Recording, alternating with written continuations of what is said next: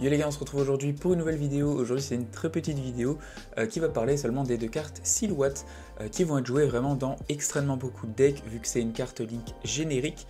Donc vous allez le voir vraiment partout. Le but de cette vidéo ça va être tout simplement de voir comment ça marche et pourquoi est-ce que c'est si fort et pourquoi on va voir beaucoup.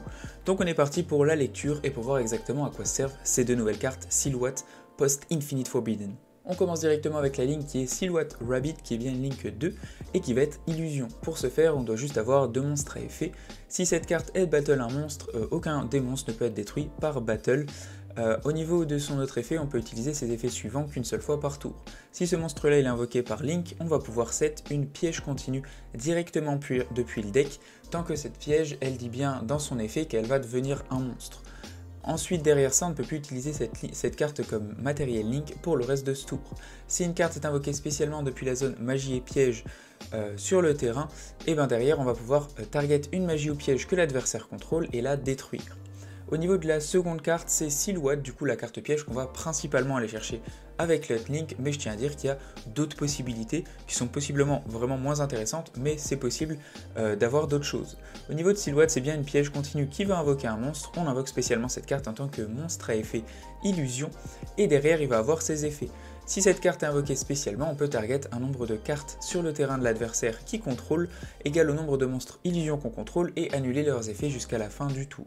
Si cette carte battle un monstre, aucun des monstres ne peut être détruit par battle et on ne peut activer qu'une seule Silhouette par tour. On le sait dans Yu-Gi-Oh! Quand on est premier, notre but principal ça va être d'avoir un maximum d'interruptions pendant le tour adverse pour tout simplement détruire des choses, annuler des choses, etc.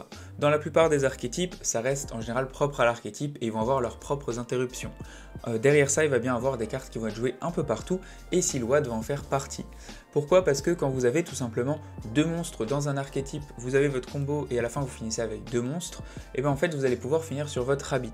Avant c'était possiblement Little Knight qui allait arriver et maintenant Rabbit va être une deuxième possibilité.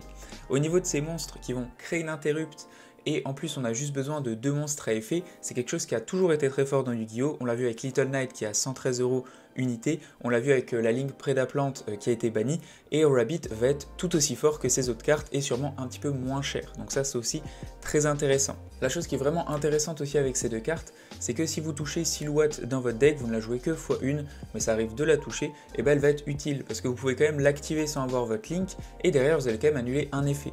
Par contre, ce qui est bien, c'est que quand vous avez votre Link, vous allez pouvoir potentiellement annuler deux effets, ou plus si vous jouez des monstres illusions, et en plus de ça, détruire une magie ou une piège. Au niveau du deck qui va vraiment profiter de cette engine, ça va être Centurion, tout simplement parce que vous allez pouvoir faire comme les autres decks, du coup, invoquer votre Silhouette, faire vos combos, mais en plus de ça, vos monstres Centurion, pendant votre tour, vous pouvez aussi les invoquer, et du coup ça va faire proc l'effet de votre Silhouette Rabbit qui peut encore une fois détruire une magie ou piège, sans passer par votre piège, et en plus votre piège, quand elle est sur le terrain, elle est bien niveau 4, donc elle peut vous servir potentiellement pour faire des synchros avec vos monstres Centurion, ce qui peut être aussi très intéressant au niveau du deck. Ma conclusion au niveau de Silhouette Rabbit, c'est tout simplement un monstre qui va être joué partout, qui est générique, qui va créer plusieurs interrupts, qui va ne pas créer de briques, donc en fait il n'y a vraiment que des aspects positifs à jouer ça dans un deck, donc si vous n'êtes pas restrict en général, vous allez potentiellement le jouer.